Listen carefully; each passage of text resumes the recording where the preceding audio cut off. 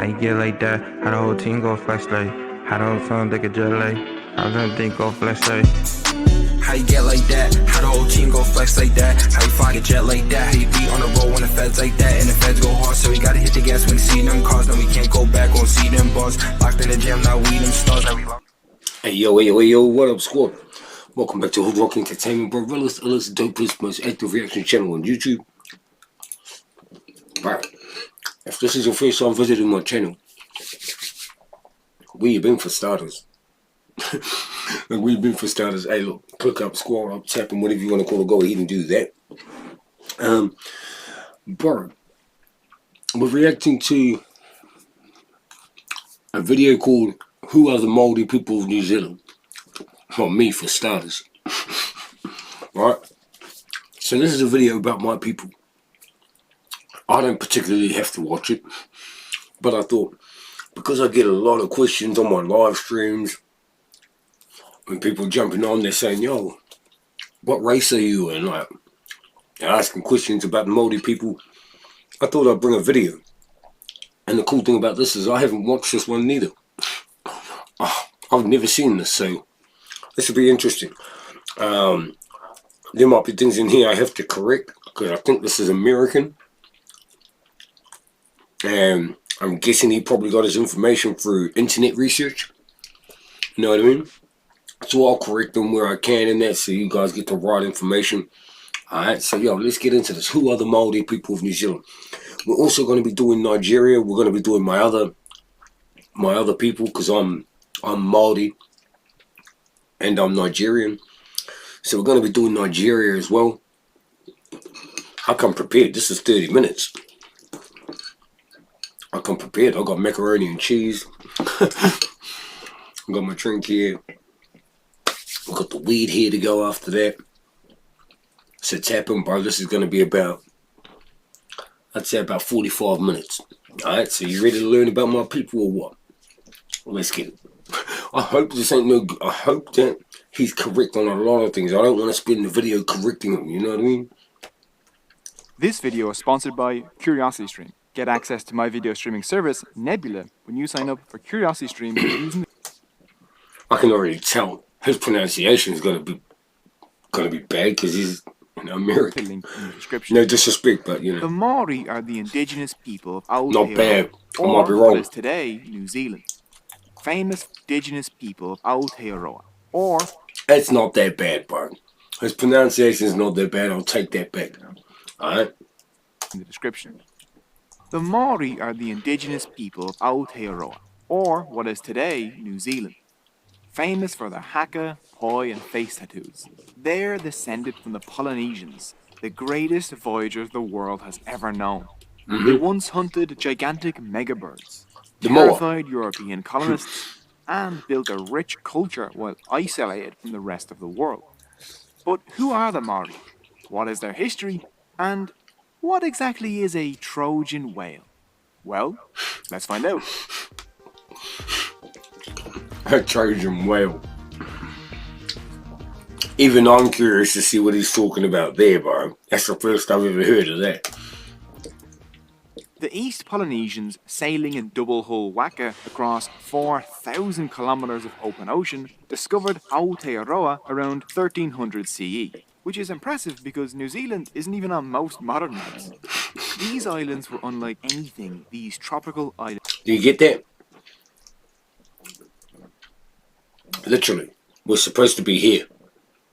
That's where New Zealand is. Where are we? Aotearoa around 1300 CE, which is impressive because New Zealand isn't even on most modern maps. These islands were unlike anything these tropical island people had ever seen before.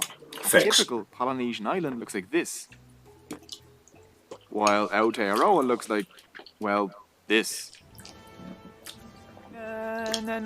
Kind of. That's one tiny part of Aotearoa, New Zealand. That's about 3 hours up the street from where I am. It's one part. Copyright infringement. Aotearoa was enormous compared to their tiny Pacific islands and atolls. around 268,000 kilometers in size, 1,000 times bigger than the Cook Islands, where some of these early settlers might have migrated from. We did. A land of We did. beaches, I dense like how you said forests, that. damp swamps, great plains, hobbit villages, and mountains capped with snow. This One hobbit village that was actually built for the movie. swamps, great plains, hobbit villages, and mountains capped with snow. This massive land and all its resources must have seemed infinite. It was adapting to this environment that transformed the tropical East Polynesians into the Maori people. With so many resources available and due to climatic changes, So, this building here, a marae, a wharenui, we still use these today for everything. Every funeral I've been to has been on one of these. 21st birthdays, weddings, everything, right? I went to school on one of these. I spent my childhood playing around a village like this. the Maori stopped building ocean-going ships shortly after settling the islands. They were now cut off from the rest of the world. These islands had been isolated too, for about 80 million years. This resulted in a very odd land, with nearly no Moa. mammals, instead populated by gargantuan birds. Moa, You see? That's why we have no reptiles and shit like that in New Zealand. giant No poisonous 3.6-meter spiders tall, or anything like that. 230-kilogram flightless birds, known to scientists as absolute units, trampled across these islands. These titans had no fear of ground-based predators because there weren't any. So Maori could just walk right up to them and boop them over the head. They were so easy to catch and provided so much food that the Maori, who knew how to farm, chose to live a semi-nomadic lifestyle hunting them. Between 1300 and 1500 CE, the moa and many other flightless birds were hunted to extinction by humans and the rats and dogs they brought along with them. As the big game went extinct around 1500, the Maori had to turn back to farming. Polynesians knew how to farm dozens of crops, but only about 6 would grow in the cooler climate of Aotearoa. The Maori farmed kumara, or sweet potato, yam, taro, tea, gourd, and paper mulberry. What's my other reaction on how we came across the sweet potato? Alright? Paper mulberry was used to make bark-cloth clothing back in Polynesia, but the cooler climate of Aotearoa would demand something warmer. So they started to harvest New Zealand flax. I'll put that reaction at the end of this one. Intricate clothing, as well as processing it into things like kilometer-long fishing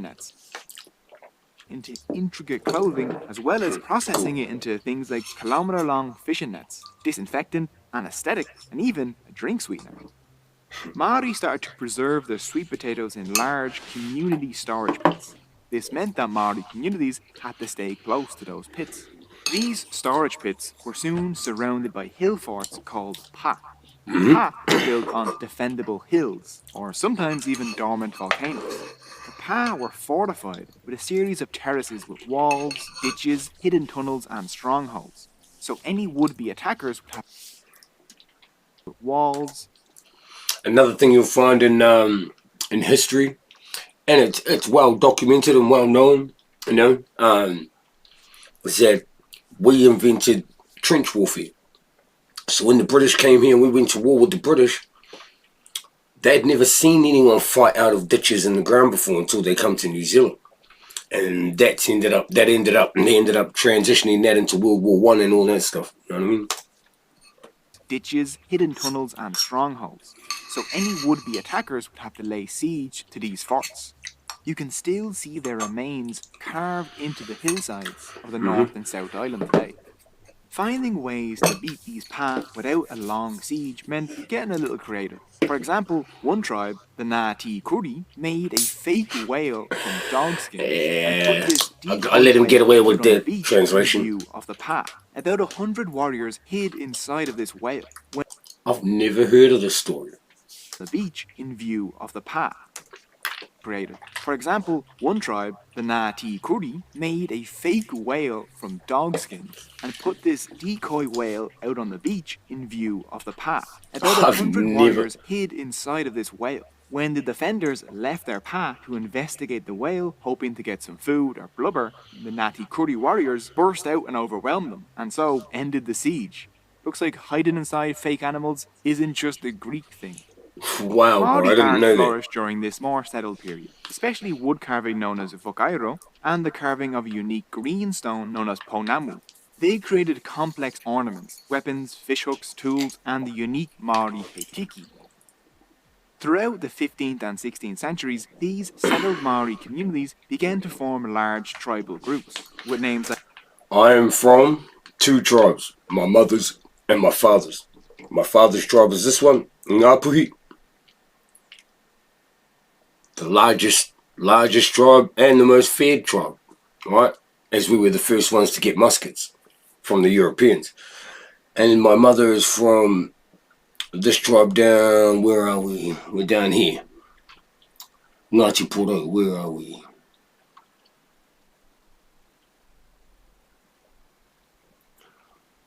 What the hell?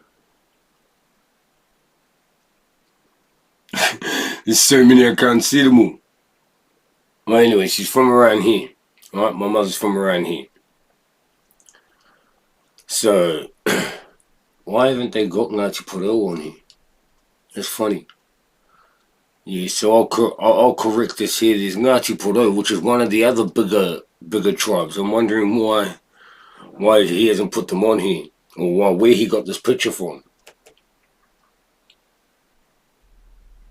Weird. That's weird, bro. That's weird. Anyway, back to it. like Ngāti Kuri and Ngāi Tahu. That's These trippy. groups traded and That's fought trippy. with one another.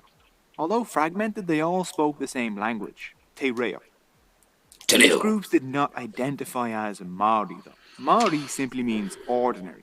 Back then, identity was based on your family and your iwi. The iwi, meaning nation or tribe, is the largest of the groups that form Maori society. Each iwi contains many hapu or clans. One hapu can have hundreds of members. Mutual aid was expected from everyone in the hapu. Ideas like manakitanga, caring and supporting others, and kaichakitanga, caring for the environment and people, were vital. Learning from the loss of the big game, Maori priests would make scarce resources tapu or untouchable until they replenished. This is where we get the modern word taboo from. Tapu. Every Maori could recite. So, did you hear that? Where you get the modern word taboo is actually from our language. The word tapu, meaning sacred, or, you know, something like that. They replenished. This is where we get the modern word taboo from. Every Maori could recite their vakapapa aloud. Facts, that's me. Vakapapa was a record of their ancestry. It's a record of our ancestry. I can do mine. Most Māori should be able to do this. You know what I mean? It also depicts our you know, our mountain, our river, where we're from, our grandparents, our ancestors, stuff like that. It could be traced back to your founding ancestor or canoe, and even up to certain atua or gods. The highest people in Maori society were the rangatira or nobles. My grandfather. Their power and rank was inherited from their ancestors by way of mana. You might know mana as the thing you need to cast spells in games, or even an excellent Mexican rock band. But across Polynesia, it has a much deeper meaning. Mana is a supernatural force, a combination of prestige, influence, and spiritual power found in all basically makes you who you are, bro. Things and places. Mana is inherited from ancestors and gives a person authority. The more mana a person has, the more respect they receive. Oddly enough, this mana is where the constantly low little blue bar in games gets its name from. Maori life revolved around maintaining and increasing mana. A Maori could increase personal... Are you learning how much we actually invented? Like little things that people wouldn't think about. Like the word mana. Like, you know, getting mana from a game. And tribal mana through accomplishing great deeds or by keeping utu. Utu is the foundation of how Maori act towards one another. Utu means reciprocity, or balanced exchange. A favour given requires an eventual favour in return, and both people would get mana. But an insult required a return as well, or else the insultee would lose mana. Revenge. Positive Utu built friendships and trade, whereas negative Utu could cause entire iwis to go to war with each other. I like this dude's video, war bro. was common in the Maori world. Fighting for mana, utu, and economic gain, they developed a... Well, you gotta remember, we're warrior tribe. Right? I come from a warrior tribe. I come from a warrior race, a tribal warrior race. Fighting was normal. But I like how he's broken this down and he's made the video easy for you to understand. He hasn't gone too technical, too deep into it. He's just stating the facts. What you need to know to understand and nothing more. You know what I mean? This is what I like about this video, strong bro. warrior culture. Maori combat And he hasn't messed up yet. to hand and based on one-on-one fighting for mana and prestige. While ocean-going canoes had stopped being built, the Maori still built massive, intricately carved war waka. These would transport warriors Wakatoa. or be used to ram other Wakatoa. waka along the coast or in rivers. Wakatoa or Maori's Wakatoa. warfare was limited to the summer, since none of their crops were good portable food. Sweet potatoes don't really travel as well as maize, wheat, or potato, for example. This limited how long they could stay in the field and how far they could travel to fight. The focus on hand-to-hand one-on-one combat, the short fighting season, and the unbeatable pa meant that Maori warfare resulted in very few deaths. Maori warfare was also quite ceremonial. Before a battle, an army would perform a battle haka or dance. War haka aims to intimidate opponents with bulging eyes and extended tongues. And as you can see, it does a pretty good job of being intimidating.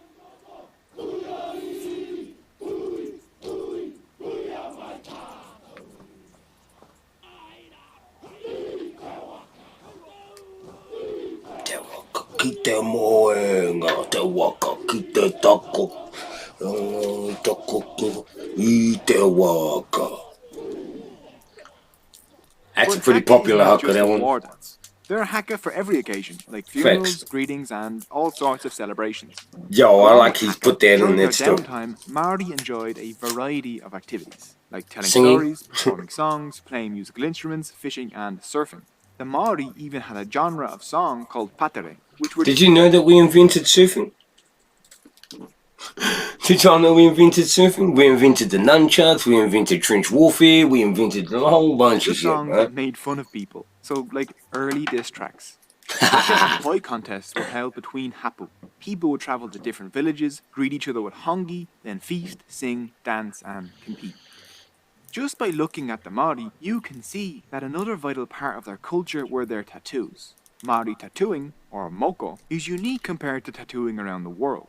Rather than a smooth tattoo, the Māori moko left a grooved scar that made it look like the person had been carved like a piece of wood or stone. It looks incredible and painful.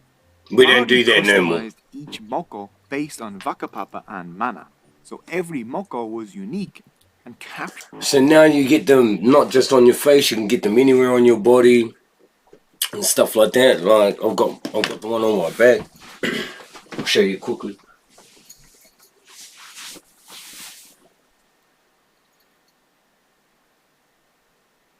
You know what I mean? I mean, you get them everywhere now. You can get them anywhere now, but they all tell a story. No two are alike. Right? There's not one.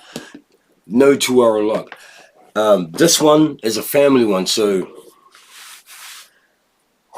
it's my family crest. So, you know, everyone in my family can get it, but no one outside of my family can get it because it tells a story. Every line, every design tells a story. Capture a person's identity. If I go into Oh. Māori customized each moko based on vakapapa and mana, so every moko was unique and captured a person's identity. if I go into another tribal area, they'll recognize me as a speaker of this tribe by just those there. So it talks a lot about stories about myself. One side is my mother. My mother is a higher chieftainship than my father. And so my mother's side, which is this side, has more lines than my father than this side. Facts. The most beloved hero in Maori mythology was Maui, the lovable trickster god of the wind and sea, known across... So he was the equivalent of Hercules. Right? Maori mythology was Maui, the lovable trickster god of the wind and sea. Known across Polynesia, his many stories are legendary. His theft of fire from the gods, how he slowed down the sun, and his last trick, which led to his death, which involved the goddess Henetepo, and ended with Maui... Henenuitepo. Well, Henenuitepo. He butchered that one. which led to his But he's death, good. which involved the goddess Henetepo, and ended with Maui. Well, it's a bit too spicy for YouTube. So Hine, nui, te po. Hine, right? Hine is short for the word wahine, which means woman, female, right? Nui is great or big. Te po, the night. So, the lady of the great night. She is the god of the underworld. Make sense? So you can hear about it on our Patreon podcast linked in the description. One Maui myth involved him fishing Up the North Island, Sea, oh yeah. which is why a Maori word for the North Island is And it looks like a fish. a Maui, the fish of Maui. And the South Island, which he stood on, was How funny is it that before there were maps, we had a myth about Maui fishing up the North Island before it had been mapped. And look at it, it looks like a fish. And we didn't know that at the time. Well, as far as I know, we didn't know that at the time, but we called it Te Ika Maui, the fish of Maui.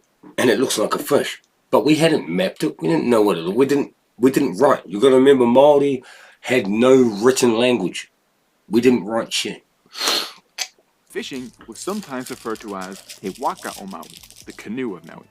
These aren't the only names of the islands though, and different Maori groups refer to the islands differently. Aotearoa, long white cloud, was another name for the North Island, for example, and is today the modern Maori name for all of New Zealand. Facts. The Maori culture continued to thrive and grow, but their isolation wouldn't last forever. The first ripple of the outside world arrived in December 1642. The Dutch expedition under Abel Tasman. Tasman and his crew were never landed, rammed by the first Maori he never landed. encountered, which killed several Dutchmen. They sailed off pretty quickly after that, naming the place Statenland. See that? The Dutch tried to come here first, but we smoked them. And they turned around and they left and never came back for 150 years. And leaving it with a pretty terrible review. Later on, another Dutch guy was like, Statenland? That's a terrible name. What about New Zealand? Tasman's expedition also left us with the first published image of the Maori. We're going to assume that the ship's artist wasn't that talented because it looks like they were attacked by tattooless men with giant baby heads. This guy doesn't even have a neck. And I don't know what on earth is going on over here. Even this guy looks good. I like this guy. Having terrified the Dutch, the Maori would be left in isolation for another 126 years. Until October 1769, when James Cook and his English crew landed with the help of I was 14 years off. Cook collected reports on the resources of the country, which drew the interest of the British Empire. The around 110,000 Māori living in Aotearoa started interacting with these strangers, that they called Pakeha. The Māori traded with them for metal, especially nails, which could be used for carving. The ship's crew also introduced European diseases like measles and influenza. But the Englishmen left behind something more powerful than measles: potatoes. In less than a generation after Cook's visit, the North Island would be growing immense amounts of potatoes. They soon became a staple in the Maori diet and economy.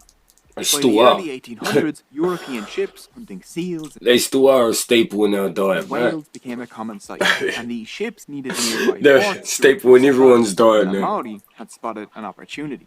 They began selling food, supplies, and shelter to these Pakeha. Soon, Pakeha were trading muskets with the Maori. Food, supplies, and shelter. So this is where my dad's family is from, right? I've lived up there, been all around there, right? My mum's family's from here, Ngāti Porou. I still am tripping out at why they don't have Ngāti Porou on that picture. There could only be one other reason. Because their picture was designed and made by someone from a different tribe with hostilities towards our tribe. It still happens today. A lot. Soon Pakeha were trading muskets. I mean, we do it. Some iwi realized, and I'd do it. If I was drawing a map of where all the iwi are from, or all the tribes, there's about 3 tribes that I wouldn't put on the map. Strictly because I don't acknowledge them. That muskets were a powerful shock weapon against iwi that didn't have them. By 1820, a Maori arms race had begun. Soon, musket-armed Maori war parties were battling it out across the North and South Islands in a series of conflicts. Longest known war in as history. the Musket Wars. Longest war in history. The longest war in history was our war with the British, bro. 36 years, bro. By the 1830s, most iwi had stockpiled muskets. There were no more easy 36 years, bro. Battles were now long, drawn out, and devastating. The PA went through a rapid technological leap, from fortified food storage pits defending against spears into musket-proof trench and bunker fortresses that could withstand weeks of heavy siege. This helped end the musket wars because the PA proved unconquerable, even to gunpowder weapons. Keep a mental note of that. Device tool that can help us Alright. later. Keep a mental This note of conflict that. may be called the Musket Wars, but I don't really buy the idea. This says 30 years, right? 1807 to 1837. But you're going to see that the wars stopped, but then they continued. They reignited, bro. That the You'll see. musket was the most important factor. You'll see. These wars would have happened with or without the musket. The build-up of a negative Facts. Udru was the driving cause. The musket simply Facts. made them deadlier. The rapid advancement of PA technology made them costlier. I But like the this dude. most powerful, important, and starchiest factor was the potato. Potato gave Maori a more nutritious, preservable, and portable food. This factor alone meant that armies could travel further, stay in the field longer, and lay indefinite siege to PA. So the wars dragged out and took a massive toll on the Maori economy. So potato wars might even be a better name than musket wars. That musket By war sounds cooler, bro. 1837, the Maori, tired of war, started to make peace. We started While to. this was happening, We started to. But you'll see what happened, bro.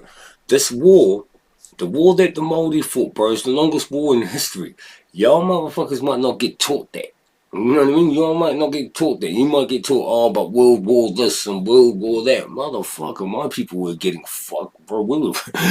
Shit. throughout the dude. 1830s, Outta here. private companies and even the French seemed to be eyeing up New Zealand. Yo, and we were doing it alone. No one was coming to help us. Look at where we are. Look at where we're at compared to where all y'all niggas are at. Look at us. We're down here. Where are all you guys? Well, most of you that are watching it from up here. You know what I mean? Around this general area. We're from down here. Wasn't no one coming to help us, bro. You know what I'm as a saying? potential We colony. still here, The obviously. British, not wanting to miss out on the chance to colonize something, decided to act. So they drew up a treaty to try and convince the Maori to transfer their sovereignty or self-ruling power over their lands And they to the cheated. British Crown. They presented the cheated. treaty to around 500 Maori at Waitangi on the 5th of February 1840, both in English and Maori, which had been translated pretty quickly overnight. Take mental note of that. Which had been translated overnight. Now, if you translate the Treaty of Waitangi today, which we've done, this is what we're argued, is what we're fighting the government for now, is that the translated version doesn't even translate to the same as the one they had. Do you get what I mean? The Maori text gave the British Crown governorship over the whole country, but Governorship. stated that the Maori would keep full authority over their lands, villages, and their people. treasures. And Well, our we people. can assume the English text said the same thing. Well, yes, but actually no. The English version stated that the Maori ceded absolutely and without reservation all the rights and powers of sovereignty to the British Crown. So Both we went to versions war. gave the Crown first offer to buy Maori land, but only if the Maori wanted to sell, and it gave the Maori full rights as British subjects. Understanding only the Maori text, about 40 chiefs signed the treaty on the 6th of February. The few chiefs at Waitangi that signed the treaty believed that they were keeping their sovereignty and handing vague governorship or oversight of the whole country to Britain. They thought that this treaty would allow them to regulate further European settlements on their land, give them more control over land sales, give them access to wider trade opportunities, Instead, they took everything, bro. Basically. and offer them the protection of the British Empire against other European imperial powers. Some Maori chiefs had also been to Australia and seen how the Aboriginals were being treated there and wished to avoid such a fate.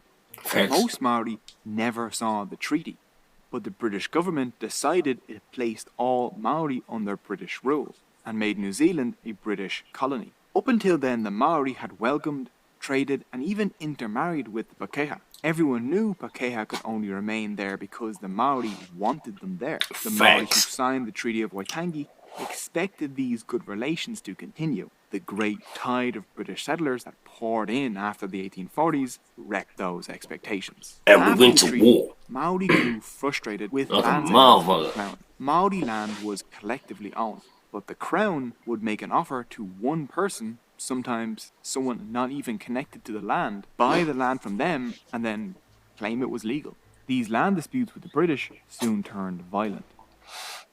The Northern Hey, this is... I think he's going to talk about my chief.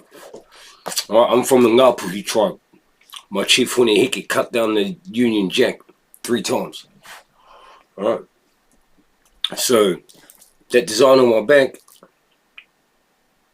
is our tribes, our families sing, so the same. These people right here that you see. This one here with the X will be Hune Hiki, cutting down the flagstaff. Horses. or Flagstaff War kicked off in 1845. Its opening shots kicked off the wider New Zealand Wars, a general revolt against British theft of Maori lands. The New Zealand Wars... So think about this. Our war stopped for, what, 5 years? And then we went back to war for another 27 years. So we went to war for 30 years. Then we went to war for another 27 years. That's 57 years of just war, bro. And before they come, you've seen the start of this video. Before the British came here, we were at war with each other, but not with guns and shit, bro. We were using spears and clubs and all that kind of shit, you know what I mean? These niggas here made us this. Like, blazed across the goddamn. country until 1872. There were few decisive victories on either side though, even though the Maori found themselves outnumbered. During the invasion of Waikato, 20,000 British soldiers fought about 5,000 Maori. And this is where the Spartan past shit. comes back into the picture. The advancements Spartan the Maori shit. had made. Remember how he said keep a mental note of the trenches? Here we go. This is why he's telling you this. And this is where the PA comes back into the picture. The advancements the Maori had made in PA technology during the Musket Wars saved them during their wars against Britain. The PA could withstand guns, cannon, artillery, and even early British experiments with poison gas. Bro, look at this carefully. Who had bunkers first? Who had bunkers first? Who had trenches first? Bomb our shit. We didn't care. We were underground, bro. And we were shooting from out of ditches. Like, we didn't care. Cannon, artillery, and even early British experiments with poison gas. The Maori covered their walls and bunkers with thick flax, which bullets just bounced off and absorbed artillery bombardment. These PA included trenches and communication tunnels, I love along with this video. anti-artillery bunkers. When the British attacked PA, they would sometimes lose a third of their men, fighting the Maori men and women inside the PA. The Maori had developed early trench warfare. Facts. These images look like something from 1918, but they're actually from New Zealand half a century before then. The Maori could build an impressive PA in just a few days. Their strategy was to throw up a PA, lure the British into attacking them, then they'd withstand a few weeks of siege, inflict heavy losses on the British, and then sneak out and go build another one somewhere else. I was gonna pause it and say that. What we used to do, bro, was you see those ditches and those trenches. You see those trenches, right? And then you see those bunkers. We always built a tunnel that led out a secret tunnel, a secret exit, right? So what used to happen was they used to try and storm the PA. They realised they couldn't storm it, so they just bombed the shit out of it, bro. But they didn't realise that we were underground in these PAs, right? And what would happen is, like he said, would shoot a few thousand of them, and then would disappear out the tunnels, and they'd just sit there for days thinking they're like, what's going on, what's going on? By the time they actually found out that there was no one in there no more, we had already built a new one somewhere else. That's dope. Their strategy was to throw up a path. I'm glad he's lure the talking British about into this shit. attacking them. Then they'd withstand a few weeks of siege, inflict heavy losses on the British, and then sneak out and go build another one somewhere else, much to British frustration. But the Maori were fighting a global empire. They were outnumbered and outsupplied. Facts. The British soon discovered that rather than fighting the Pa, it was more effective to simply go and burn down undefended civilian Maori villages and then build settler homes on top. So pretty much, just do what Russia are doing to Ukraine. Because they can't kill all you motherfuckers, let's just go kill the civilians in there, right? You hear that? Remember that. Discovered that rather than fighting the Pa, it was more effective to simply go and burn down undefended civilian Maori villages and then build settler homes on top. The Maori economy could not handle total warfare. What are they trying to do? What are they trying to do in the Donbass region? What are they trying to do there? They're just bombing everything, bro. And then they're going to try and rebuild their own shit on top. That's what Russia's doing in Ukraine. British were doing that too. On top. The Maori economy could not handle total warfare. They didn't have a professional army, and as the war went on, their food supplies continued to be cut off. Attrition eventually wore the Maori down. During and even more so after the wars, European settlement exploded. The British began confiscating land rather than claiming to have bought it legally. The Maori clearly no longer had authority over their lands, villages, and all their treasures. That's Nor were they crazy. treated like British subjects. By 1890, almost the entire South Island and 2/3 of the North Island had Pretty been much. taken from the Maori. The confiscations and the wars took resources from the Maori which had previously allowed them to feed themselves and trade with Pakeha. The starving and landless Maori were now much more susceptible to Pakeha influenza and measles. The Maori population plummeted to about 40,000 in 1896, while the non-Maori population soared to over 700,000. Through the early 20th century, the quality of Maori life collapsed. They were turned away from hospitals, schools, and banks, invisible except for when the government wanted land or manpower, such as during the First and Second World Wars, during which they became some of New Zealand's most decorated battalions. After the 1940s, landless Maori poured into urban areas looking for work. Pakeha landlords were reluctant to rent to them. Maori were kept out of most professional positions. They received lower standards of education, lived in lower quality housing, received worse healthcare. Now, take mental note of that for next time I'm doing the live stream. And y'all niggas are trying to talk to me about my gang shit, right? And why my people were in jail, and why my people were in gangs. This is why, bro. This is why. This is suppression at its finest, bro. We were given the worst areas to live in. We were given no other option but the worst jobs. We were given no other option but to live in the scumbag shitholes that we lived in, that we still live in today. We didn't have a choice, bro. You know what I mean? And talk to me about why my people were where they at. Pakeha landlords were reluctant to rent them. Maori were kept out of most professional positions. They received lower standards of education, lived in lower quality housing, received worse healthcare, and had lower paying jobs, which created a poverty trap. Maori now living in cities lost touch with their iwi, stopped using the Maori language, and were alienated from Maori culture. By the 1870s, the Maori language was near extinction. But I'm very lucky that, he called it o te reo. I'm very lucky that I speak Māori fluently. You know what I mean? the Maori refused to let their culture die. They began to form protest groups, pushing for more rights, better cultural support, and forming a pan-tribal Maori identity. Their efforts led to the Race Relations Act of 1971, which prohibited discrimination on the grounds of race. Further Maori protests through the 1970s drew attention to the Treaty of Waitangi. The Maori wanted the treaty to be recognised by the government. The Maori didn't oppose the non-Maori presence.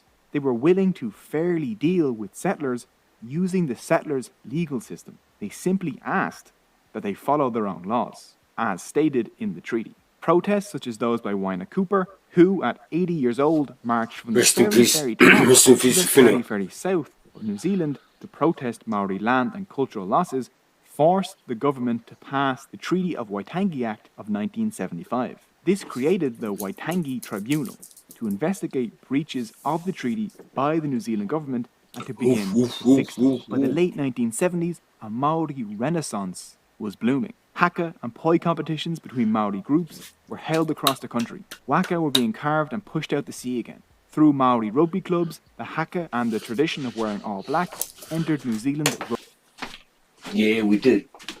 Yeah, we did. No one got a rip mine. No one got a rip mine. Hell yeah, we did. Oh, I can see it. You guys can see my rugby shoes. Look at the awesome designs on the shirt, right? Look at the Māori designs on their shirt. Yo, and this is my own shirt too. Don't get it twisted. I played in that shit. I played in that shit, bro. I haven't played in this one, but rugby culture. The Maori language was brought back from the edge of extinction through language schools. Today, the Maori have more political I representation, went to that school. and Maori artists are gaining international fame. Fire. But there This is is still a long fire. way to go. Arrest I like rates are this still video, bro. disproportionately A lot. higher for Maori than for similar offences by Pakeha. Compared to Pakeha, Maori are 9 times more likely to have firearms drawn on them by police. Today, Do you hear that? 9 times more likely to have firearms drawn on them by police. Fuck the Today, balls. Maori make up about 16.5% of New Zealand's population. Their attachment to their culture has revitalised it against all odds. Now, modern New Zealanders seem to have embraced the idea of a nation of two peoples, one where both the Maori and the Pakeha, except that they are not the same cultures they were in the past, but are instead something new, growing together and adapting to each other. Speaking of building something new and growing together, Cogito and a bunch of our creator friends have built their own platform where we don't have to worry about the odd quirks of working on YouTube, like demonetization or the algorithm. This platform is called Nebula, and we're excited the to be whole partnering thing is with about that. Curiosity Stream. Comments down below. What people Yo, I hope that you guys learned a little bit from this video about my people, bro. You know what I mean? Like I really do, bro. Because that was a dope video. He didn't get too many things wrong, bro. And it's not like he got anything wrong. It's just he didn't explain a couple of things, that's all. He didn't elaborate more on a couple of things that I think he should have.